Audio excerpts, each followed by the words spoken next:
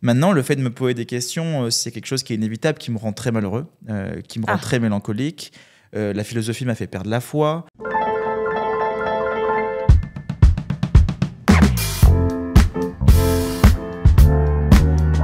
Bienvenue dans ce nouvel épisode de Donne-moi tout. Et aujourd'hui, je suis très heureuse. Je dis ça en début de tous les épisodes, Chris, donc je l'avoue. Mais parce qu'à chaque fois, je suis heureuse de recevoir mes invités. Je les choisis quand même si vous me dites oui, je vous choisis à la base. Parce qu'on va parler philosophie avec un philosophe. Mais j'avoue, je suis un peu chauvine aujourd'hui. Un philosophe qui est bordelais. Et moi, ma ville, elle me manque tous les jours un peu plus. Donc, je suis vraiment heureuse. On a parlé de Bordeaux. Et là, ça m'a fait du bien. Tu vois, j'ai senti les huîtres. Ouais. Enfin, tu ne sens pas mauvais. C'est clair. Ça pourrait être vexant si je te disais ça. Mais ça m'a rappelé la région. Chris, je suis trop contente de te recevoir aujourd'hui. On s'est suivis il n'y a pas longtemps sur les réseaux. Ouais. En fait, je te voyais passer dans mon feed parce que tu es un gros créateur de contenu quand même. Ouais. Hein. Tu produis beaucoup et tu es très suivi. Mais j'avais pas compris à quel point tu produisais et à quel point tu étais pointu sur ton sujet. Tu sais, parfois, tu vois passer des gens et t'as pas encore... Et à un moment, paf, je m'arrête et je fais « Ok, ce gars est passionnant. Qui est cette personne ?» Génial, c'est gentil. Donc, vraiment ravie de te recevoir. Alors, Chris, si on doit résumer tout ce que tu fais, parce que tu fais beaucoup de choses, tu es écrivain. Voilà. Tu as écrit 4 livres. Ouais, en tout. 3, 3 livres, voilà, ok. C'est ça. Voilà, 3 livres. Tu es aussi éditorialiste. Voilà. Marianne et Bastille. Et tu es aussi créateur de contenu, ce qui prend beaucoup de temps aussi. Comment tu fais pour faire tout ça déjà ? En fait, mon travail principal, c'est l'écriture. Ouais. Donc, j'écris tous les jours, que ce soit mes vidéos, que ce soit des articles, que ce soit mes livres. Et là, les futurs romans qui arrivent. Donc, je ne fais qu'écrire. Je passe ma vie à écrire. Et donc, ce qui fait que tous les jours, c'est différent, mais tous les jours, c'est répétitif dans le sens où... Oui, en fait, tu as une routine comme n'importe qui fait son 8h, 17h. Voilà. Ok, et tu as un enfant aussi. Et j'ai une petite fille. Et tu as une petite fille, oui. J'ai vu. Donc ça aussi, ça te demande beaucoup de temps. Voilà. Mais c'est une question d'organisation. Okay. Je suis super bien organisé, ouais. Ah, ok. Donc là, c'est bien. Non, mais c'est bien de le dire parce que moi, très souvent, on me dit tu fais beaucoup de choses, comment tu fais ? Moi, je suis désorganisée. Donc, en fait, moi, je fais rentrer des ronds dans des carrés. Voilà, c'est ça. Ok, d'accord. Vie. Mais toi, j'ai bien compris que c'était pas du tout ça. Ouais, non, je suis super organisé. Toi, tu montes tes vidéos, tu dérushes tout dépend. Seul ? Non, ça dépend. Je travaille avec un monteur, mais pas tout le temps, qui travaille avec moi. Et en fonction du temps que j'ai, en fonction de ma charge de travail, je vois ce que je peux lui donner et ce que je peux faire. Désolée, je te pose une question technique. Mais c'est une très bonne question. Mais parce que moi, je me dis, mais comment on fait pour faire rentrer tout ça dans ces journées ? Et j'ai vu aussi que tu parlais du fait que tu étais atopos. C'est ça ? Je dis pas n'importe quoi. Ouais, c'est ça. Donc ça, c'est pour décrire un peu tout ce que tu crées ? C'est plutôt pour parler de philosophie. D'accord. Parce que longtemps, les gens, quand ils me présentaient, ne savaient pas vraiment quoi dire. J'écris des essais de philo, j'écris des articles de philo, je parle de littérature, là j'écris des romans, donc on ne sait pas vraiment comment m'identifier. Et un jour, je parlais avec un ami à moi qui est philosophe, qui fait partie de mes meilleurs amis aujourd'hui. J'ai une histoire assez particulière avec lui. Et, c'est qui Il s'appelle Mathias Leboeuf. Il est journaliste. Ah, oui. Voilà, il est journaliste et on dirige une collection de philo ensemble en maison d'édition. Et donc, ce qui se passe, c'est qu'il me dit, écoute, toi, en fait, t'es un véritable atopos. Et je lui dis, mais c'est quoi atopos ? Il me dit, atopos, c'est la racine grecque d'atypique, qui deviendra par la suite atypique. Et en fait, atopos, c'est le terme qu'utilisait Socrate au tribunal lorsqu'il a été jugé, et de pervertir la jeunesse. Et ce qui se passe, c'est que cet atopos-là signifie qui est insituable, qui ne peut pas être catégorisé. Et dans ce sens, je ne me définis pas en tant que philosophe ou en tant que quoi que ce soit. En réalité, moi, j'écris. Ma passion, c'est l'écriture. Donc, c'est ce que je fais quotidiennement. Maintenant, je laisse les gens me définir comme ils ont envie de le faire. C'est-à-dire que mettez-moi dans la case que vous désirez à partir du moment où vous aurez écouté ce que j'ai dit. Il y a quand même des gens qui s'inscrivent vraiment dans un courant, c'est-à-dire que des gens qui vont concrètement s'identifier à leur travail, concrètement s'identifier en tant que caractère c'est vrai. Ou autre. Donc à partir de là, on a moins de possibilités de nous pouvoir les mettre dans une case quelconque. Ouais. Parce que, mais cette personne-là est architecte, il est architecte, quoi. C'est vrai. Voilà. Alors que Atopos, c'est vraiment mettez-moi là où vous avez envie de me mettre. Voilà, bon, je suis votre objet. C'est ça, exactement. Donc là, tu as écrit un livre. Tu en as écrit plusieurs, mais on va parler de celui-là. Le silence de la joie. Déjà, voilà. Ce titre, je le trouve magnifique. Mais qu'est-ce que c'est ? De quoi ça parle, ce livre, pour ceux qui ne l'ont pas encore lu ? Ce livre, il provient d'une intuition et d'une rencontre, une rencontre littéraire avec un philosophe qui s'appelle Clément Rosset, qui est très peu connu dans le domaine public, même si le peu de personnes qui le connaissent sont généralement très passionnées par Clément Rosset.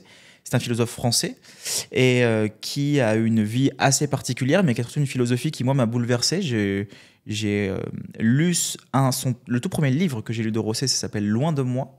Et cette rencontre littéraire, je me suis dit, c'est incroyable, cet homme-là dit tout ce que j'ai toujours pensé, en fait, arrive à formuler ce que j'ai toujours pensé. C'est extraordinaire quand on trouve ça. Ouais, c'est des rencontres littéraires, il n'y en a pas beaucoup. Moi, j'en ai fait quelques-unes avec de certaines œuvres, grandes œuvres littéraires, ou beaucoup moins grandes, comme en l'occurrence Rosset.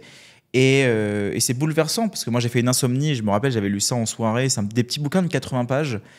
Et j'ai pas dormi de la nuit, je me suis dit c'est incroyable ce qu'il vient de dire. Donc, ce qui fait qu'après j'ai mangé toutes ses œuvres, j'ai vraiment étudié, j'ai vraiment travaillé toute sa philosophie. Et la grande idée de Rosset, c'est de dire que nous vivons dans un monde qui ne correspond pas à nos désirs, qui ne correspond pas à ce qu'on attend de lui, qui est décevant dans le sens où il est la négation de tout ce qu'on aurait aimé qu'il soit, de la vraie vie qui m'est destinée mais qui ne se produit réellement jamais. Et ce n'est pas pour autant qu'il faut être malheureux et tomber dans le désespoir. Et donc, c'est une vision qu'on appelle la pensée tragique des philosophes, qui provient aussi de Nietzsche, d'Héraclite et d'autres philosophes, qui amènent à dire que, justement, le monde ne correspond pas à ce qu'on attend de lui. Et ce n'est pas pour autant qu'il faut être malheureux. Et Rosset a cette grande phrase qui est une certaine forme d'emblème, en quelque sorte, c'est « rassurons-nous, tout va mal ». Donc voilà, c'est l'aspect très drôle de la philosophie de Rosset, mais en tout cas, mon livre, c'était vraiment de se dire, voilà, c'est un essai sur ce qui n'intéresse personne. Et donc là, Rosset reprend Baudrillard en disant, le réel est par définition ce qui n'a jamais intéressé personne. Donc le monde dans lequel nous vivons n'a jamais intéressé personne. C'est pour ça que nous nous évaporons dans notre monde fictif, dans des rêves, dans des illusions. Et que parfois nous prenons plus de décisions par rapport aux illusions que par rapport au réel en tant que tel, et que nous décidons de ne pas le voir par plein de subterfuges différents. Et donc je voulais montrer dans ce livre-là non seulement la continuité de la pensée de Rosset, donc la rendre accessible, cette grande pensée-là. Ouais, la vulgariser, parce que c'est ça que je trouve génial dans ton contenu, c'est que tu vulgarises parfois des idées ou des pensées que peut-être des personnes n'arrivent pas à comprendre ou se sentent exclues. C'est tellement important de faire ça. Ouais, parce que la philosophie... Après, il y a quand même une grosse responsabilité. Quand on parle d'un auteur, il y a une nécessité de ne pas perdre sa profondeur dans sa pensée. C'est-à-dire que la rendre accessible sans en perdre l'essence même de ce qui est produit, de ce qui est dit. Ce qui fait que Rosset, en l'occurrence, dans ce livre, j'avais vraiment envie de parler de certains philosophes et d'amener de la littérature pour mettre en exemple certaines grandes pensées philosophiques, notamment de Rosset ou autres, avec du Camus, avec du Montaigne, avec du Borges et plein d'autres auteurs littéraires. Par contre, moi, ce que je trouvais intéressant là-dedans, c'est que je pouvais aussi produire de la pensée. C'est produire de la pensée à partir de quelque chose. Donc moi, j'ai amené vraiment une théorie, une idée, qui est celle du silence de la joie, à travers la pensée d'autres personnes, mais en m'appuyant dessus pour produire, moi, mon récit. Mais alors, c'est quoi le silence de la joie ? Eh bien, justement, il faut lire le livre. Il faut lire le livre. Le silence de la joie, disons que c'est ce qui se produit lorsque personne s'y attend. La joie, c'est... Comme l'amour, par exemple. Exactement. L'amour peut être une certaine forme de... Tu sais, Spinoza définit l'amour comme une joie qu'accompagne l'idée d'une cause extérieure. D'accord. C'est-à-dire que ça paraît complexe comme ça, mais en réalité, c'est beaucoup plus facile que ça en a l'air. Pour Spinoza, il y a deux grands affects. Il y a trois grands affects. Il y a le désir, qui est le moteur même de l'homme. C'est-à-dire que je ne trouve pas bonne une chose je ne désire pas une chose parce qu'elle est bonne, mais c'est parce que je le désire qu'elle devient bonne. Ça, c'est Spinoza. C'est le désir qui est un moteur. Et ensuite, il a ce qui fait augmenter ta puissance vitale et ce qui fait diminuer ta puissance vitale. Ce qui fait augmenter, c'est la joie. Ce qui fait diminuer, c'est la tristesse. Donc Spinoza, il définit comme ça. La joie, c'est ce qui va faire augmenter ta puissance vitale, qu'accompagne l'idée d'une cause extérieure, c'est l'idée que je vais avoir de la cause extérieure, donc de la personne, en l'occurrence. Et l'idée, pour Spinoza, elle peut être soit adéquate, soit inadéquate. Une idée adéquate, c'est celle qui se base sur la raison, le fait de connaître quelqu'un, de s'être renseigné sur cette personne-là, inadéquate sur la passion, uniquement sur les sentiments. Et donc, à travers aussi une certaine forme d'illusion. C'est pour ça qu'au bout de 6 mois de relation, on peut être désillusionné de la personne et se dire, en fait, elle ne correspondait pas à ce que je pensais, qu'elle était. Ou alors on a perdu quelque chose. Mais ce qu'on a perdu, c'est la passion. Oui. C'est le sentiment. L'ampleur du sentiment qui guide la rencontre. Mais est-ce que la passion, c'est de l'amour ? Non, justement. Pas pour Spinoza, en tout cas. Et donc, ce qu'il dit, c'est que l'amour, c'est ce qui me fait augmenter ma puissance vitale, juste grâce à l'idée que j'ai que la personne que je rencontre existe, tout simplement. C'est très égocentré, alors ? Pas du tout. Parce qu'en fait, je ne contrôle pas mes affects. Ah oui. Mes affects, c'est pas quelque chose qui... Oui, c'est pas juste une projection. Pas du tout. Ouais. C'est-à-dire que je me sens en joie, c'est-à-dire que je fais augmenter ma puissance vitale, je me sens en joie, juste parce que la personne que j'ai rencontrée existe. C'est juste parce que j'ai l'idée, c'est-à-dire que même si cette personne-là n'existe pas, c'est la simple idée que cette personne-là ait pu peut-être même exister, que cette personne-là soit à un moment donné, et moi, ça me met en joie. Et ça, c'est très très beau en réalité, parce qu'il n'y a plus aucune condition, hormis la seule qui est celle que la personne existe. Ouais. Mais sinon, il n'y a plus aucune condition. C'est-à-dire qu'on ne demande pas, c'est juste l'idée que j'ai de la personne. Et moi, je suis en joie grâce à l'idée que j'ai de cette personne-là. Et donc... Excuse-moi, je t'ai éloigné du sujet. Non, pas du tout, parce qu'en fait, tu me parlais de la joie. Ouais. Et en l'occurrence, le silence de la joie, c'est justement ce mouvement vital qui guide l'homme, qui est la joie en réalité. On recherche de la joie, et qui est une joie qui est tragique, donc silencieuse, dans le sens où c'est une certaine forme de réconciliation intérieure entre le monde, donc le monde dans lequel nous vivons, et les représentations que nous, on va en avoir.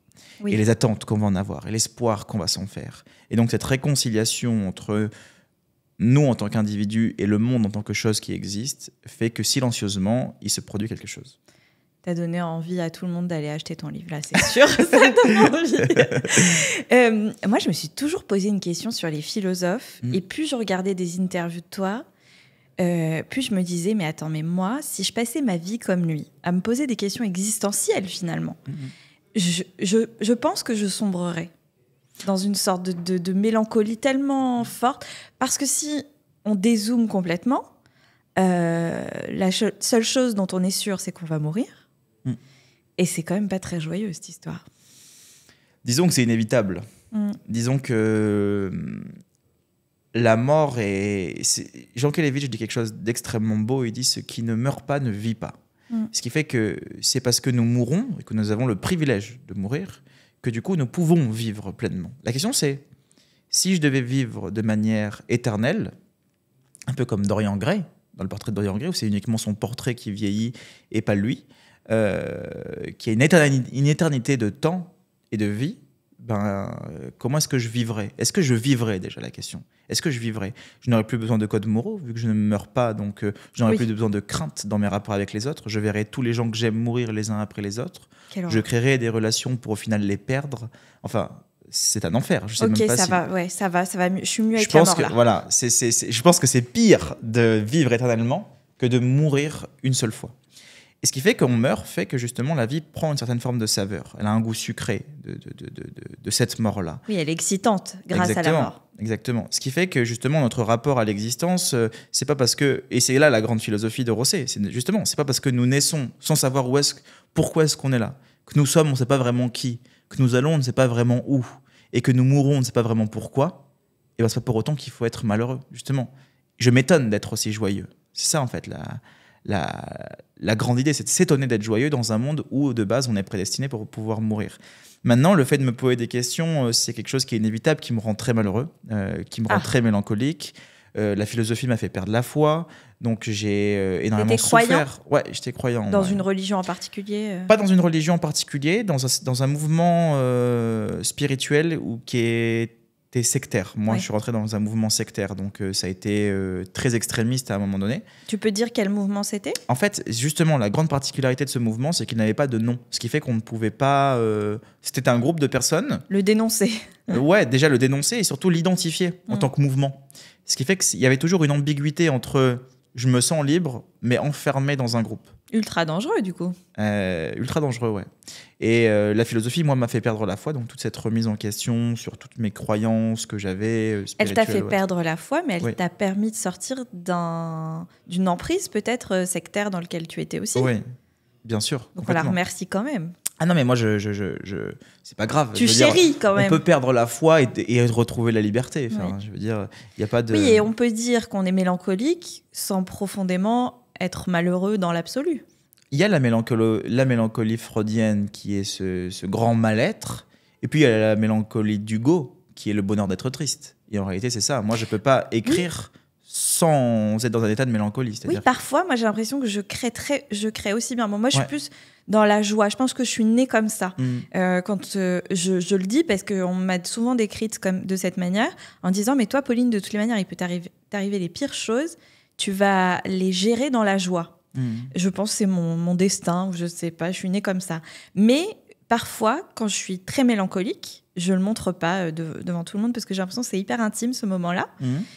Mais j'ai l'impression que la création est hyper intense et bonne, quoi. Ouais, il y a beaucoup d'artistes, tu sais, il y a beaucoup d'artistes chaque artiste fonctionne d'une manière complètement différente. On a tous une certaine sorte de zone dans laquelle on se sent créatif.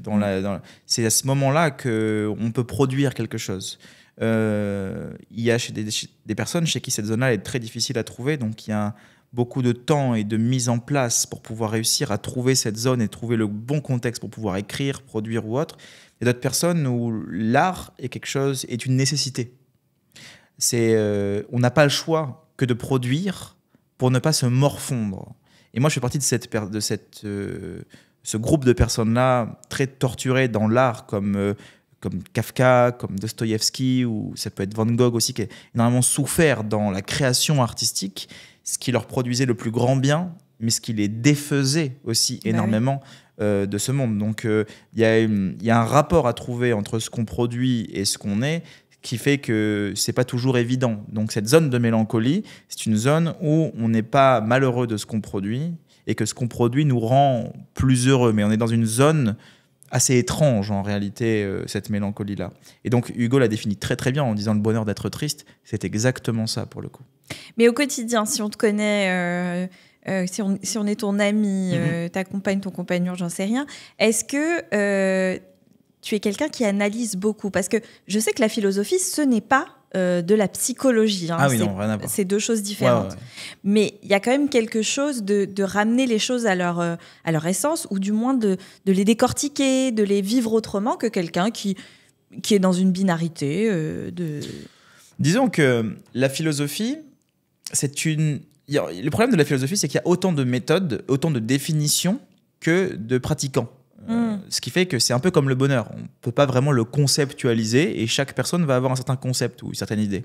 Maintenant, pour moi, la philosophie reste une méthode. C'est pour ça qu'il y a un enseignement philosophique. C'est-à-dire qu'il y a des études à faire, même si tout le monde ne fait pas d'études, attention. Mais je veux dire, les études qui sont produites pour pouvoir créer de la pensée philosophique, c'est une méthode, une méthodologie de pensée qui permet de pouvoir analyser différentes situations, de poser différentes questions, d'avoir différents rapports à l'analyse. Maintenant, heureusement que je ne passe pas ma vie à toujours tout analyser. Je veux dire, l'abandon est aussi quelque chose d'extrêmement agréable, le rêve aussi. Moi, je suis quelqu'un qui adore raconter des histoires. Je suis passionné par le fait de raconter des histoires. Donc, tu arrives à relâcher complètement? Bien sûr. Alors, il y a toujours ce penchant philosophique qui est en moi, où il va y toujours avoir une certaine forme d'analyse constante, permanente, en arrière-pensée, on va dire. Mais c'est pas embêtant. Je veux dire, c'est pas quelque chose qui est embêtant en tant que tel. Mais moi, je suis quelqu'un de très joyeux, je peux être très introverti avec des gens que je connais pas et très extraverti avec mes amis. Oui, en fait, on diffère selon avec qui on est. Ouais, on est complètement différent. Complètement. C'est que se décrire, c'est hyper compliqué, en fait. Ben oui, c'est très difficile de se décrire. On peut à la limite se décrire parce qu'on n'est pas. Oui. C'est-à-dire qu'on sait mieux ce qu'on n'est pas que ce qu'on est en réalité. Et donc, dans ce sens, je sais surtout ce que je ne suis pas et j'essaie de m'adapter à ce que je suis, en tout cas ce que je pense être. Et en étant papa, justement, qu'est-ce que ça a généré chez toi comme sentiment? Est-ce que ça t'a aidé à écrire? Est-ce que ça t'a aidé à produire? Est-ce qu'au contraire, ça t'a un peu stoppé dans ta production? Ça m'a aidé parce que forcément, il y a d'autres sentiments qui naissent. Il y a une autre identité qui naît aussi quand on devient papa. Il y a un autre rapport à l'autre. c'est un amour qu'on n'a jamais connu auparavant. C'est un amour qui est vraiment unique en son genre et une rencontre aussi. Ce qui fait que c'est extrêmement porteur et créatif parce que ça nous permet de pouvoir mettre des sentiments ou des descriptions de sentiments ou des paraboles ou des métaphores qu'on n'avait pas auparavant, qu'on n'a pas sans qu'on ait réellement vécu l'expérience. Moi, je suis quelqu'un qui a une grande imagination, mais qui a quand même besoin de vivre. C'est-à-dire que là, par exemple, mon premier roman se passe le début de mon premier roman se passe à Amsterdam. J'avais décrit toute la première partie sur Amsterdam, il y a de grandes descriptions à l'intérieur, et je n'avais jamais été à Amsterdam. Et là, je reviens d'Amsterdam il y a quelques jours, justement, où il a fallu que je me plonge en me disant, OK, sur ces descriptions-là, j'avais juste, maintenant je peux épaissir mes descriptions en ayant vécu, en ayant senti vraiment ce qu'il y avait. Et moi, j'ai besoin de ce rapport à l'expérience-là. Oui, donc tu vis beaucoup. Tu n'es pas chez toi enfermé dans une pièce à écrire. Tu n'es pas du tout comme ça. Non, moi, je marche beaucoup. Je vais beaucoup. C'est-à-dire que moi, généralement, le matin, je travaille énormément. Je suis très créatif le matin. Et ensuite, l'après-midi, je suis beaucoup moins créatif. Donc, je vais me balader, je vais prendre l'air, je vais visiter des trucs, je vais voir des amis ou autre. Et ensuite, en soirée, je vais être plus créatif à nouveau. Ce qui fait que... T'es pas un cliché du philosophe, honnêtement. Déjà, non. Physiquement, pour les gens qui ne te voient pas là tout de suite maintenant, tu as des tatouages, même sur le visage. Ouais. D'ailleurs, ils signifient quoi? Tu veux en parler ou peut-être c'est très intime, ça? Ouais. J'ai plein de tatouages qui signifient tous quelque chose. T'as un 13, par exemple? Ouais. Et donc, le 13, c'est aussi pour ma date de naissance et aussi pour la date de naissance de mon meilleur ami qui est décédé. D'accord. Donc... tout a des significations et c'est symbolique en réalité. Ouais. Donc j'ai plein de trucs qui représentent une partie de ma vie. Je suis désolée, je suis tombée sur celui-là. Non, mais pas du tout, mais c'est normal, en même temps c'est celui qu'on voit le plus. C'est vrai. Oui. Donc j'ai tous mes tatouages ont des symboles différents. Mais forts, où il y a des choses plus légères parfois. Il y a des choses artistiques, il y a des choses plus légères, il y a des significations qui sont venues après. J'ai voyagé dans le monde entier, donc il y a aussi beaucoup de tatouages qui représentent des voyages. Et c'est aussi une partie de ma vie. C'est-à-dire que le tatouage est né d'une certaine forme de névrose où j'avais un besoin d'expression identitaire, j'avais un besoin de me différencier du monde, j'avais un besoin de rébellion. Donc, je ne suis pas dupe du tout là-dessus, mais je ne le regrette pas parce que ça fait partie totalement de mon histoire. De toi, ouais. Voilà. Tu parles donc de cet ami qui est parti. Ouais. La mort, c'est un sujet que tu explores énormément. Ouais. Mais est-ce que tu as des croyances quand même spirituelles de la vie après la mort, par exemple? Est-ce que tu lis autour de ces sujets-là? Alors, j'ai longtemps cru à toutes ces croyances-là, très spirituelles. J'étais rentré dans un mouvement très sectaire, donc c'est quelque chose que je portais en moi pendant de longues années. Mais il y a des mouvements tout à fait sains qui en... Ah, mais moi, je suis rentré dans un mouvement qui est devenu extrémiste, mais de base... ce qui est dit n'est pas extrême, c'est pas la croyance qui est extrême, mais c'est le mouvement qui l'est. Donc ce sont des croyances qui sont complètement saines et il n'y a pas du tout de problème. Et au contraire, ça permet de mieux accepter la mort. Enfin, je veux dire, quand on croit en une vie après la mort, c'est beaucoup plus facile de pouvoir accepter la perte d'un proche, sa propre mortalité ou autre. Ce qui n'est pas mon cas aujourd'hui. Je n'arrive pas du tout à y croire. Non. Je n'arrive pas à croire en ça. Ce qui fait que c'est très difficile d'accepter. Donc tu as une approche très scientifique du coup de ce sujet-là? Non, disons que je m'intéresse plus à la vie qu'à ce qu'il y a en dehors de la vie. Je m'intéresse plus à ce qui touche au vivant plutôt qu'à ce qui touche à l'après-vie en réalité. Je m'intéresse plus aux marionnettes qu'aux marionnettistes par exemple. Donc Dieu m'intéresse très peu. Je me moque complètement de Dieu ou de tout ce qu'il y a en dehors. Ce qui m'intéresse, c'est ce qu'il y a là. Il y a tellement de choses magnifiques qu'on vit, que ce soit des sentiments, que ce soit des rencontres avec des lieux, des paysages, même l'expérience de deuil est une expérience qui est absolument formidable de pouvoir décrire ou d'analyser ou autre. C'est très difficile. C'est extrêmement tragique, c'est extrêmement difficile. Et encore plus quand on n'a pas de croyance spirituelle, de se dire je ne le retrouverai jamais, il n'est pas avec moi quotidiennement et pourtant je porte son souvenir en moi. Donc... je le fais revivre de manière différente. Je le fais revivre dans mes gestes, dans mes paroles, dans mes écrits, dans... La littérature, ça me permet de pouvoir vivre d'autres vies par procuration. Ça, c'est ta manière à toi de faire ton deuil de lui, par exemple, de cet ami. C'est de le faire vivre, de parler de lui. Oui, de parler de lui ou de... Ou d'utiliser ce qui t'a... Enfin, Ou de transmettre des valeurs à ma fille, par exemple. C'était son parrain, donc de transférer de transmettre des valeurs à ma fille, d'utiliser ses mouvements, ses idées à lui et de les incarner moi pour pouvoir le faire renaître. C'est notre façon d'appréhender la mort qui n'a pas besoin d'un au-delà, mais qui l'incarne dans du souvenir, de penser à lui, d'essayer de faire perdurer sa pensée. Je pense qu'on meurt 2 fois. La première fois quand on meurt en tant qu'arrêt cardiaque, la deuxième fois lorsqu'on nous oublie. Et donc, en faisant perdurer la pensée, Ça, c'est vrai qu'on le réalise un peu malgré soi. Moi, j'ai perdu quelqu'un, j'ai perdu mon papa l'année dernière. Et pour moi, c'est un immense traumatisme. Mais même là, je t'en parle, pour moi, c'est pas possible, ça s'est pas passé. Donc, je suis encore dans une phase de déni où je sais pas comment on appelle cette phase-là, parce que finalement, j'ai vachement étudié le deuil via des psychanalystes, via des journalistes passionnés par la vie après la mort, par exemple, comme Stéphane Alix, que j'ai reçu. Et en fait, bien sûr, je me suis accrochée à des signes. Moi, pour l'instant, j'ai besoin, je pense, de croire. Parce que sinon, je comprends pas ce qui se passe, quoi. C'est trop bizarre. Mais le deuil, pour moi, avant, je me disais, on fait son deuil. Mais pour moi, ça ne veut plus rien dire.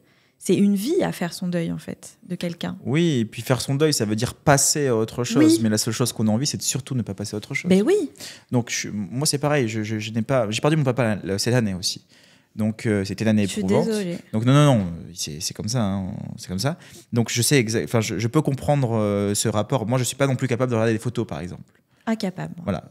Des photos, ça, c'est pas possible. Ce qui fait que, par exemple, moi, j'ai étudié la mort. J'ai écrit un bouquin sur la mort. Donc, j'ai vraiment étudié la mort dans un rapport philosophique, mais littéraire. C'est-à-dire que la littérature permet d'observer la mort de différentes manières, de nous donner d'autres chemins. T'as des livres que tu peux conseiller qui t'ont... Bien sûr, moi j'ai... En fait, moi il se passe un truc assez incroyable, c'est que mon père décède le 30 avril de cette année, et le 1er mai décède Paul Auster.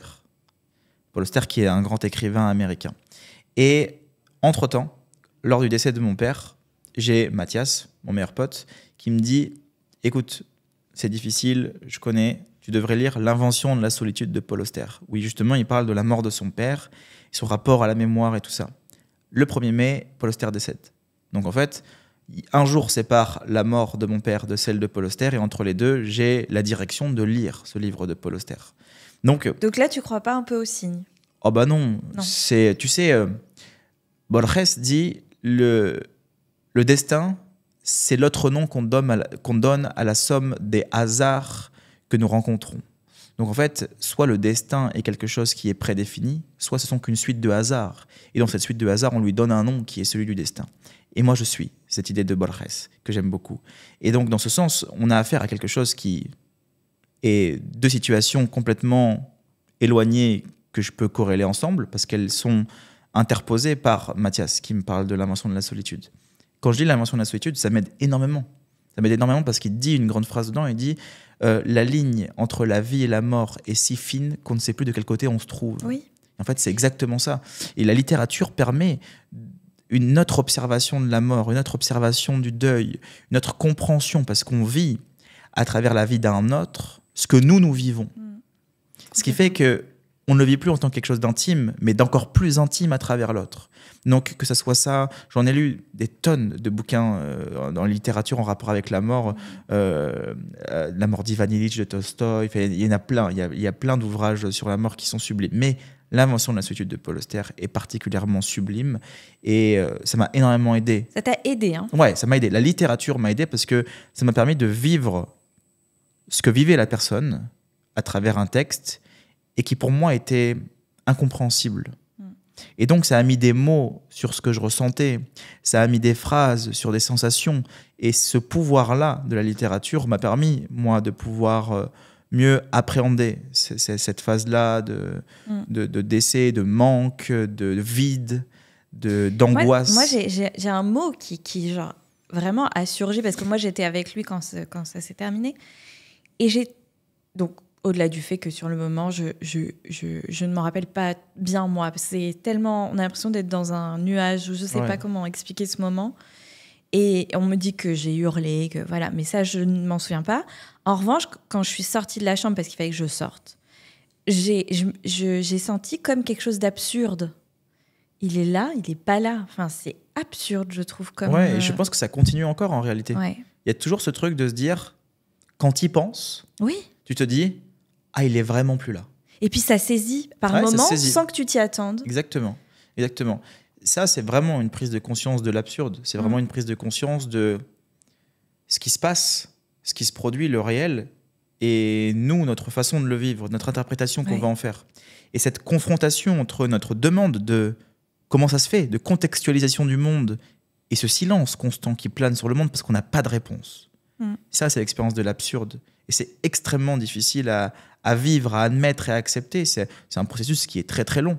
Mais pour ça, tu dis ça et en même temps, toi, ça s'est passé il y a quelques mois et j'ai l'impression que tu as déjà fait un travail énorme.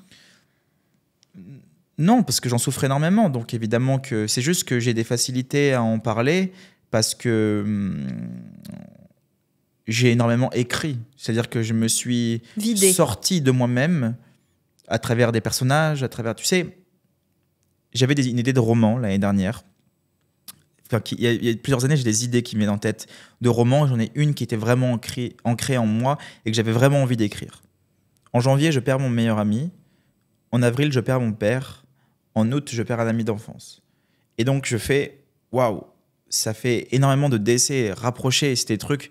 Mon meilleur ami avait 43 ans, il a fait un arrêt cardiaque en pleine nuit. Mon père a fait un infarctus, ça a duré 20 minutes. Enfin, c'est un truc ultra brutal. On s'y attend pas du tout. La veille, je l'avais au téléphone. Donc, ce qui se passe, c'est que j'ai ça, et moi, j'avais mon idée de roman avant. Et en fait, dans cette phase-là, naît une voix qui a besoin de s'exprimer en moi. Un personnage qui naît. À la suite de ces décès, il y a eu une histoire qui s'est créée, il y a eu un personnage qui est né, il y a eu une voix qui a eu besoin de s'exprimer, qui a commencé un peu à me posséder et qui avait besoin de s'exprimer. Ce qui fait que j'ai écrit ce roman que j'ai terminé, qui sortira l'année prochaine, que j'ai écrit ce roman à la suite de... Ça m'a pris 5 mois environ, quelque chose comme ça. À la suite de ces décès-là, je l'ai réécrit peut-être 10 fois le roman, entièrement.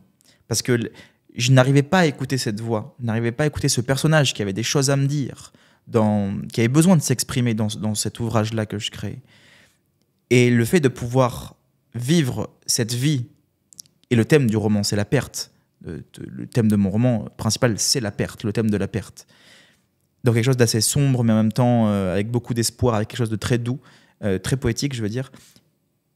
Et ça m'a énormément aidé, en fait, de pouvoir raconter l'histoire d'un autre en passant par l'écriture, et quelque chose d'un autre qui était en moi, qui avait besoin de s'exprimer. Et là-dedans, je retrouve quelque chose de Pessoa, un auteur portugais qui avait créé ce qu'on appelle des hétéronymes. C'est-à-dire que lui, quand on est arrivé chez lui, à son décès, on a trouvé une mallette avec plus de 27 000 feuilles, manuscrits ou autres, avec répertoriés entre 60 et 70 personnages. Quand Romain Gary écrit La promesse de l'aube et qu'Émile Ajar, qui est en fait Romain Gary qui a pris un pseudonyme et qui a écrit La vie devant soi, on sait que c'est juste un pseudonyme. C'est-à-dire qu'on ne sait pas qui est Émile Ajar, mais on sait que c'est Romain Gary. Il a juste changé de nom. Pessoa, il a fait ce qu'on appelle des hétéronymes, c'est-à-dire qu'il a créé des personnages avec des thèmes astrales, avec un passé, avec un travail, avec une vie, enfin voilà, c'est des personnages qui avaient une réelle identité. Et lui, pour pouvoir vivre d'autres vies, il a créé des personnages qui étaient des personnages fictifs, mais réels en lui. Et ces personnages-là parlaient entre eux, pouvaient critiquer l'œuvre de l'autre. Par exemple, l'un pouvait critiquer l'œuvre de l'autre. Donc, il existe plusieurs grands personnages chez Pessoa, comme Bernardo Soares, comme Alvaro de Campos et d'autres, qui font que c'est absolument passionnant le fait d'avoir créé des personnages à part entière, avec des identités complètes. Et j'ai ressenti une parcelle de cette chose de Pessoa, qui a eu ce besoin de créer un personnage avec une identité complète, lorsque j'ai eu ce roman qui est né en moi à la suite de toutes ces pertes-là. Mais ce personnage, c'est toi? Ce personnage, c'est pas moi. Non, pas du tout. Ce personnage n'est pas moi du tout. Je n'ai jamais vécu ce que ce personnage a. Quand je donnais j'ai eu des éditeurs après, j'ai eu rendez-vous avec des éditeurs. Donc, quand j'ai signé mon contrat et autres, j'ai eu plusieurs éditeurs et beaucoup de gens qui ont lu le manuscrit, qui m'ont dit, dis donc, tu as dû vivre de sacrées choses pour pouvoir décrire ça. Et je leur ai dit, mais je n'ai jamais vécu ce qu'a vécu mon personnage. Donc, les gens verront dans servi de toi? Non, parce que c'est moi qui écris. Mais ce personnage-là qui parle dans l'ouvrage, donc le narrateur qui parle à la première personne, ce n'est pas moi. C'est-à-dire que tout ce que lui a vécu, moi, je ne l'ai pas vécu. Pourtant, je le décris. Pourtant, je le vis intensément. Mais ce n'est pas moi. Donc ce personnage, en fait, il s'est créé de tous ces traumas, de cette accumulation de traumatismes, parce que là, c'est des traumatismes que tu as vécu sur même pas une année, là. Mais tu ne racontes pas ce que tu as vécu toi. À travers lui... Et lui ne parle pas des décès. Hein. Lui ne parle pas. Non, lui ne parle pas des décès. C'est-à-dire que le thème, c'est la perte. Il y a des décès dans le livre, mais ça ne raconte absolument pas mon histoire. Et c'est une voix qui n'est absolument pas la mienne. Mais ça t'a fait du bien. Eh bien oui, parce qu'en fait, je me suis rendu compte au fur et à mesure que je l'écrivais que le thème de la perte était le thème qui guidait tout ce livre-là sans même le savoir. Moi, je n'écoutais cette voix. Je créais l'histoire, je racontais l'histoire, je créais un style littéraire. Mais toi, Chris, où est-ce que tu te soignes de tout ça? Comment ça? De tout ce qui t'est arrivé là? Moi, je me soigne avec la littérature, je me soigne avec mes discussions, je me soigne... J'ai vu un psychanalyste, j'ai vu des psys, ça fonctionne pas avec moi. Ah bon? Non, j'y arrive pas. Pourquoi tu n'y arrives pas? Ah, ça, c'est intéressant. Ouais, j'y arrive pas. Avec moi, ça fonctionne pas parce que je trouve que c'est catégoriser... La vision que j'ai de l'humain est trop éloignée de celle des psychologues. Ce qui fait que le fait de catégoriser quelqu'un en disant « Ok, en fait, si tu as vécu ça, c'est parce que ton père, parce que truc, parce que machin, avec ton enfance... » C'est trop simple, c'est mettre un dénominateur commun à une expérience particulière, alors que... Tu dois être un enfer pour les psys. Ouais, ça a été compliqué. Je disais, même eux, ils doivent te dire « Allez, sortez, monsieur, s'il vous plaît. Laissez-moi tranquille. » Non, mais c'est comme si, pour une situation, je donnais un dénominateur. Je disais, mais il y a une possibilité que si d'autres personnes vivent ce même dénominateur-là et réagissent différemment, évidemment, on est bien d'accord qu'il n'y a pas qu'un seul dénominateur. Mais un psychanalyste n'est pas censé te bloquer dans une voie. Non, il me bloque pas du tout dans une voie, mais cette tentative de réduire l'homme en le définissant me dérangeait. Ok. Voilà. Moi, je n'ai pas du tout une vision, d'ailleurs j'en parle dans mon livre, de ce que j'appelle la singularité du réel, c'est que définir une chose, c'est la réduire à sa définition, alors qu'elle est bien plus que cette simple définition-là. Et l'homme, dans ce sens, c'est pour ça que l'homme est incompréhensible, parce qu'en fait, et qu'on ne pourra jamais vraiment se connaître à 100%, parce que on peut pas vraiment se définir. On peut se définir par ce qu'on n'est pas, comme je disais, mais se définir en tant que ce qu'on est, sachant qu'on est constamment en train de changer, c'est quelque chose de compliqué. Et donc, la psychologie va avoir tendance à essayer de définir un comportement, une identité, de définir un fonctionnement. Je dirais pas définir, je dirais le décortiquer, l'analyser par ton propre prisme, en fait. Oui, mais ça va être aussi... quand on va voir un psychanalyste ou un psy... Je me place en défendresse non, mais t'as raison. Non, mais t'as entièrement psychanalyse. J'avoue raison. Que j'ai été un peu biberonnée à ça. Non, mais t'as entièrement raison. Moi, j'ai absolument rien. Je pense que ça fonctionne très bien pour certaines personnes. Pour moi, ça fonctionne pas. Oui, voilà, c'est ça. Je ne critique pas la psychanalyse. Mais moi, j'ai vu la différence, par exemple, je te donne un exemple, entre des hommes avec qui j'ai pu être, qui ont fait ou qui font une psychanalyse, et des hommes avec qui j'ai pu être qui n'en ont jamais fait et qui avaient très probablement des traumas assez intenses. Du coup, j'ai vu quand même la différence de stabilité dans mon couple et surtout de discussion et de profondeur dans les discussions et dans les avancées qu'il y avait dans les conflits du couple quotidien, quel qu'il soit d'ailleurs. Et donc, je me rassure un peu, moi, du côté des hommes qui font en tout cas un peu de psy, du moins. Ok. Bah, tu vois, moi, je parle énormément et je ne suis pas du tout impulsif comme personne. Donc, je suis très diplomate. Et je fais pas du tout de psy. Oui, non, mais comme ça. Là, je t'ai donné un exemple personnel, mais qui est très caricatural. Parce que, évidemment, je pense qu'il y a plein d'hommes qui réussissent leur relation amoureuse ou en tout cas amicale, amoureuse, peu importe, humaine, sans avoir recours à une psychanalyse. Non, mais évidemment. Après, moi, je critique pas la psychanalyse. Je trouve que la psychanalyse, c'est quelque chose qui peut très bien fonctionner, ou même la psychologie, ou même toutes sortes de thérapies. Comportementales. Exactement. Même la TCC, voilà. Moi, j'ai tout essayé. C'est un truc parce que je faisais énormément de crises d'angoisse. Je fais énormément de crises d'angoisse. T'en fais toujours ? Ouais, bien sûr. Beaucoup moins. Comment tu gères ça ? Moi, j'ai l'écriture. Ok. Moi, j'ai Toi, c'est l'écriture. Est-ce que tes crises d'angoisse, c'est pour des petites choses intimes du quotidien, peu importe, ou alors, parce que moi, je sais que j'ai eu un truc petite, je m'en suis souvenue il n'y a pas longtemps, je faisais des crises d'angoisse quand je pensais à l'univers. Ah, ça, c'est des vertiges. C'est des vertiges pascaliens. C'est le silence de ces espaces infinis m'effraie. Mais le fait qu'il n'y ait pas de fin, moi déjà, c'est pour moi une angoisse absolue. Le fait qu'on ne contrôle pas, du coup, je pense que je suis un peu dans le contrôle en général, c'est comment on fait pour gérer ce truc-là, tu vois? Je pense qu'on essaie de l'apprivoiser comme un animal, je pense. Toi, ça t'angoisse, l'univers? Moi, ça m'angoisse pas. L'univers m'angoisse. La mort m'angoisse, mais l'univers ta propre mort? Ouais, ma propre mort m'angoisse, bien sûr. Ah bon? Moi, pas du tout. Ouais, tu vois, chacun. Tu sais, le but de l'angoisse, c'est qu'on ne sache pas vraiment pourquoi est-ce qu'on est angoissé. Sinon, ça serait plutôt du stress ou de l'anxiété. Mais l'angoisse en tant que telle, dans sa définition, c'est justement, on est angoissé, on ne sait pas vraiment pourquoi. On a une idée, mais on ne sait pas vraiment pourquoi est-ce qu'on est angoissé. C'est-à-dire que moi, je vais avoir une crise d'angoisse, elle va arriver d'elle-même, surgir, je ne sais pas pourquoi, il va y avoir une pensée qui va me traverser, et bam, ça va surgir. T'as une impression de pression. Ah oui, que je vais mourir, quoi. J'arrive plus à respirer, je suis obligé de marcher. Moi, j'ai besoin de me mettre en mouvement quand je suis en angoisse. J'ai besoin de me mettre en mouvement, il faut que je marche. Et c'est complètement irrationnel. C'est complètement irrationnel. Bah moi, le meilleur conseil que m'ait donné un psychanalyste, et d'ailleurs j'étais assez surprise, c'était d'aller faire du sport, par exemple. Ah mais oui, voilà, par exemple, le sport aide énormément. Bon, moi je vais marcher, c'est un peu ça en fait. Oui, c'est pareil, se mettre en mouvement, en tout cas bouger son corps, faire bouger ses cellules, etc. C'est quand même assez dingue. Et une autre technique qu'il m'avait donnée, à l'époque j'étais très très très angoissée, maintenant j'en ai plus du tout, comme quoi c'est passé totalement, c'était de me dire « et alors ?» Et alors, si je meurs maintenant, et alors? Et en fait, ça redescendait. Je me disais... ça, moi, on m'avait déjà donné cette technique-là, ça ne marche pas du tout sur moi.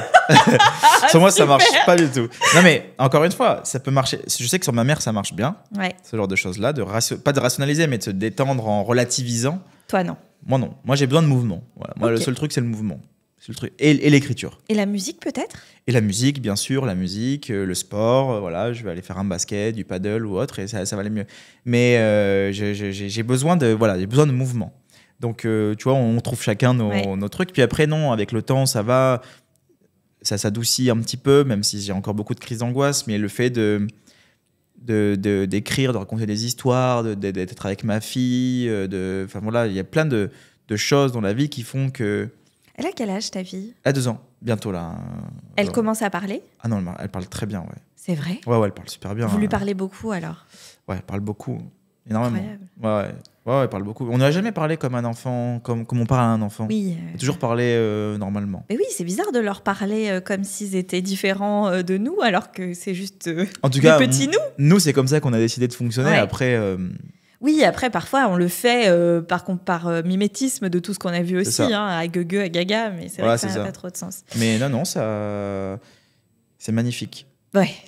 C'est la meilleure expérience. Et quand tu te projettes sur l'avenir que vous avez ensemble, tu penses que tu vas vite l'éveiller à ça, à la philosophie? Tu vas lui proposer, du moins. Disons que déjà, je l'éveille au livre. Moi, la philosophie, c'est... Qu'est-ce que les philosophes lisent à leurs enfants, alors? Ah, mais non. Non, faut pas demander ça. De tout, en fait. Oui. Moi, ce que je fais, c'est que je donne toujours cette phrase-là, mais parce que je la trouve vraiment magnifique. Saint-Exupéry dit, si vous voulez apprendre à des hommes à créer un bateau, ne leur expliquez pas comment monter le mât, ne leur expliquez pas comment construire la coque, mais donnez-leur le désir de la mer.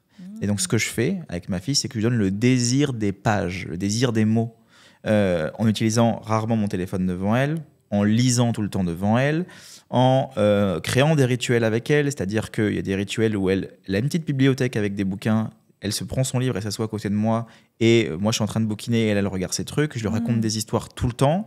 Bah oui, l'exemple, c'est tellement même important. Quand on lui allume la télé, parce que des fois on lui allume la télé parce qu'on a des trucs à faire, on met la télé, elle s'en fout complet. Elle veut prendre un livre, elle est là, elle te court derrière pour que tu lui racontes une histoire. Wow. Donc en fait, si tu veux, et on va très souvent en librairie. Moi, c'est un truc qui m'aère, qui me fait énormément du bien d'aller dans les librairies. Je vais très souvent dans les librairies, même si j'achète rien, c'est juste pour me balader entre les livres, observer, trucs, ça me fait du bien. Voilà.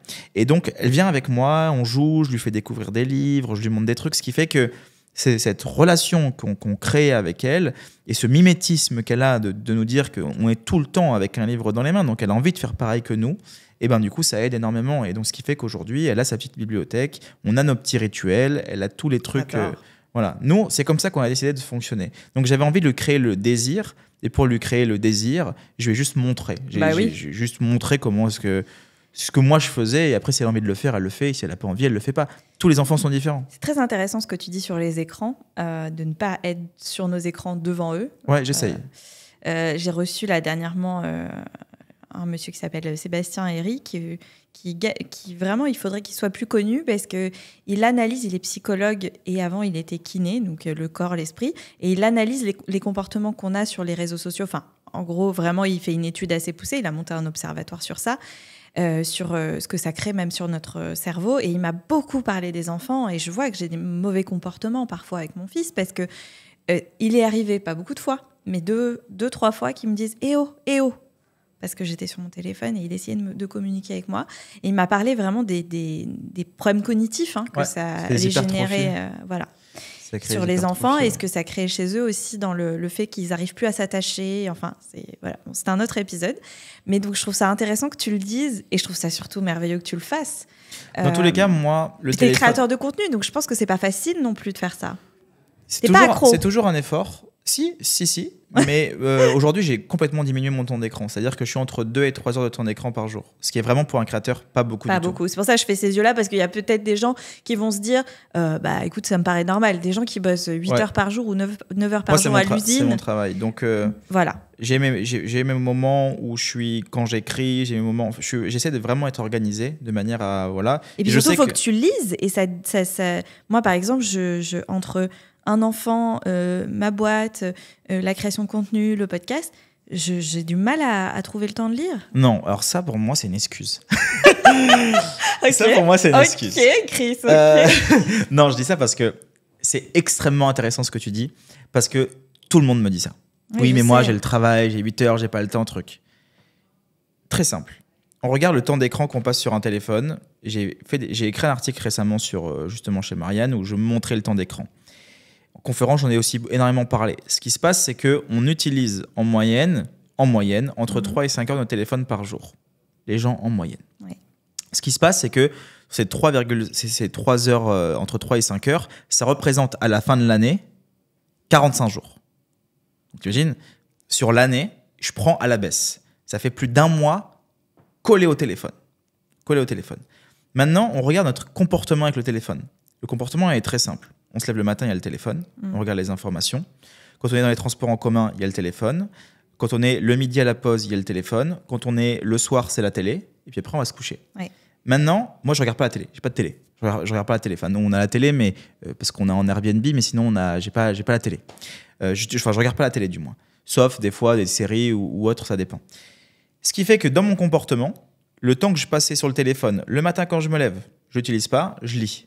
Direct, dès le matin. Déjà, ça met dans un... Ah oui, ça te met dans un bon mood. Mais énormément. C'est comme de la méditation. Mais exactement. Dis-toi que c'est, devant le sport, la pratique qui réduit le plus le stress. 6 minutes de lecture. Crise d'angoisse, bouquin. Ouais, non mais c'est vrai, 6 minutes de lecture. Non, tu peux pas. Quand tu es en crise d'angoisse, tu peux pas ouvrir un livre, c'est pas possible. J'ai déjà essayé, impossible. En 6 minutes, tu as réduit comme si tu avais fait 3 heures de sport. Ok. 6 minutes de lecture. Et généralement, on le voit, les gens qui lisent, quand on n'a pas l'habitude ou quand on lit de manière très espacée, c'est-à-dire qu'on ne lit pas tout le temps, mais à un certain rythme, genre 2-3 fois dans la semaine. Moi, je lis dans le métro, par exemple. Ça donne envie de dormir. Les gens ont envie de s'endormir. Ouais. Au bout d'un moment donné, tu lis, ça fait 10 minutes que tu lis, t'es en train de t'endormir. Ouais, mais moi, je trouve que c'est agréable. Mais c'est parfait. Tu rêves bien. Mais c'est excellent. Ce qui montre que ça détend énormément. C'est vrai. Ça détend énormément. Maintenant, dans le comportement, si tu te lèves le matin, que tu lis, que tu ne prends pas ton téléphone, que le midi à la poste, tu n'utilises pas ton téléphone, tu lis, et que le soir, au lieu de regarder la télé, tu lis, le temps que tu passes à la télé à regarder un film, tu passes 1h30 à regarder un film environ, ou 2 heures, ou si tu regardes une série, plus, ou peu importe. Si tu mets ça en lisant, tu peux te dire qu'en 2 heures, tu as le temps de lire peut-être 100 pages ou 120 pages. Clair. Donc en fait, si tu fais ça toute la semaine, tu lis 3-4 livres dans la semaine. Ah oui. Ce qui fait que c'est juste un comportement, c'est qu'on n'est pas... Je vais pas dire qu'on n'est pas éduqué parce que c'est pas vrai, parce que... là, on est déséduqué en tout cas. Oui, mais nous, plus jeunes, on n'a pas connu la télévision, enfin la télévision si, mais le téléphone, non. Moi, j'ai eu mon premier téléphone, j'avais 16-17 ans, quelque chose comme ça. Donc, j'ai pas eu ce comportement-là étant beaucoup plus jeune, j'ai pas été éduqué, toi non plus, mais on est devenu éduqué par rapport à la société et tout. Bien sûr. Et puis par rapport à notre travail. Maintenant... mais moi, je vois ce que ça génère. Ouais. Moi, ça me génère de la tristesse, de la comparaison... C'est le problème du téléphone. Maintenant, c'est un effort, je le dis tout le temps, c'est un effort de prendre ce téléphone, de le poser. C'est un effort à faire. Mais c'est et surtout, ce qui est plus compliqué, c'est quand on a fait 10 minutes sur le livre, de ne pas reprendre son téléphone pour regarder les notifications. C'est-à-dire que là, tu poses, tu mets ton téléphone à l'autre bout de la pièce, tu dors pas avec ton téléphone dans le lit, dans la chambre par exemple. Ton téléphone, tu le mets dans le salon, tu dors pas, ce qui fait que quand tu arrives dans ta chambre, tu n'as pas de téléphone. Tu as des livres. Tu as des livres, et puis quand le réveil il sonne, au moins tu es obligé de te lever pour pouvoir aller l'éteindre. Donc ce qui fait que moi, ces petites habitudes-là que je me mets, fait que j'utilise très peu mon téléphone et que je peux lire 3-4 livres par semaine. Et parce que je passe énormément de temps à lire et que ça fait partie de mon travail. Bien sûr. Tu peux pas écrire si tu ne lis pas. Et moi, je suis passionné. Si je ne lis pas dans une journée, je me sens pas bien. C'est vraiment... Moi, c'est une obsession. Ça peut être cacher des névroses derrière, mais c'est pour moi mon moyen de pouvoir m'extraire de ce monde un instant et de vivre d'autres vies. Voilà. D'être heureux. Exactement. D'être le moins malheureux possible. Oui, pas d'être heureux. Oh là là, on va terminer sur ça. Frisson d'angoisse, Chris, en fait, j'aurais envie que ça dure encore des heures. Ouais. Parce que vraiment, alors, pour le coup, je savais que ce serait passionnant, mais là, j'ai encore 1 million de sujets que j'ai envie d'explorer avec toi, donc je ne pourrais que te réinviter pour faire ça. Merci de te livrer autant, de dire autant de toi aussi, parce que tu pourrais dire, moi, mon métier, c'est ça, donc j'ai pas à te livrer tout cet intime-là, et merci. C'est très bizarre ce que je vais dire, mais je crois que le fait qu'on ait vécu la même chose me fait un peu du bien. J'aurais préféré 1000 fois que tu ne perdes jamais personne. Bien sûr. Mais tu vois, moi, quand je l'ai perdu, j'étais pas jalouse, mais je me disais, quelle chance elle a, et elle s'est fâchée avec son père cet après-midi. Ouais. Donc, profitez de ce que vous aimez, et même si vous avez des conflits, moi, je me dis, allez, essayons de... Enfin, j'ai pas de conseils à donner, parce que parfois les conflits sont lourds, mais tentons des choses, parce qu'après, on peut plus. Donc, En fait, je ne peux que être plus que d'accord avec toi, parce qu'on se rend compte des choses que lorsque nous ne les avons plus. Et c'est ça le problème. C'est-à-dire que moi, c'est pareil, je me dis, tout ce que j'aurais pu dire, ce que j'aurais pu faire... ce qu'il aurait pu répondre. Ce qu'il aurait pu répondre. Ce que j'aurais pu apprendre. Ou autre. Ou aujourd'hui. Surtout que quand le temps passe, tu te dis, qu'est-ce qu'il aurait pensé, lui, aujourd'hui, de ça. Donc, il y a plein de trucs où on se dit, on ne se rend pas compte de l'éphémérité de la vie et que tout peut se passer en un instant. Enfin, moi, j'ai perdu mon meilleur ami en 5 minutes et mon père en 20 minutes. Donc, t'imagines, là, en 20 minutes, tout peut se terminer. Oui. Donc, angoisse. Non, mais c'est vrai. Ouais. C'est important, je trouve, de le dire parce que ça montre que on vit avec un rapport à la mort comme si la mort était toujours tenue à distance. qu'elle était toujours trop loin pour nous. Que ça n'arrivait qu'aux autres. Jusqu'au jour où on se rend compte que le temps prive souvent des plus beaux instants. Donc profitons. La vie est quand même belle, non ? Heureusement. Elle est même magnifique. Heureusement. Je dirais pas qu'elle est magnifique, moi. C'est drôle, hein. C'est drôle, hein. Moi, je suis pas trop un optimiste, je me rends compte. Mais pas trop. non. Non, pas trop un optimiste. Mais tu sais, je suis pas optimiste et je suis pas pessimiste non plus. T'es réaliste, alors. Je suis tragique. C'est ce qu'on appelle la pensée tragique. C'est-à-dire que le monde ne va pas bien. Il va pas aller en s'améliorant. Mais il y a une beauté cachée à l'intérieur que je pourrais pas me priver de ne pas voir. Alors, tu sais ce que je vais faire ? Je vais continuer à t'écouter, continuer à te suivre. Je vous incite à le faire aussi. Je vais rester dans mon optimisme absolu. Mais bien sûr, je vais continuer à croire aux signes que je reçois. J'en ai encore besoin, en tout cas maintenant. Mais j'ai besoin aussi de gens comme toi, parce que parfois, le tragique me rend heureuse aussi, tu vois, bizarrement. Ou m'amène dans des endroits que j'adore aussi. Donc, et puis, ce qui est intéressant, c'est que il y a les croyances, la spiritualité qui fait du bien, qui aide énormément de gens. Et il y a d'autres façons de pouvoir. Il n'y a pas que ça. C'est ça qui est intéressant de dire. C'est que moi, je ne crois pas. Et pourtant, j'arrive à m'en sortir de ça. Par d'autres moyens et par d'autres, notamment la littérature ou autre. Donc, il ne faut pas baisser les bras. Ce n'est pas parce qu'il y a des choses qui ne fonctionnent pas pour certaines personnes. Dire, ouais, mais moi, je n'arrive pas à croire en ça. Ou alors, moi, j'ai besoin de croire, mais je n'arrive pas à m'y intéresser. Il y a d'autres possibilités. Oui, ça ouvre une autre voie aussi qui est très intéressante. Ouais. Merci Chris. C'est moi qui te remercie. On se revoit bientôt ? Bientôt. À très vite, merci. Si cet épisode de Donne-moi tout vous a plu, laissez un pouce bleu, abonnez-vous et partagez. J'en ai vraiment besoin pour continuer à créer du contenu pour vous. Et surtout, dites-moi en commentaire ce que vous en avez pensé. Parce qu'ici, on veut bien tout donner, mais on veut aussi recevoir votre avis.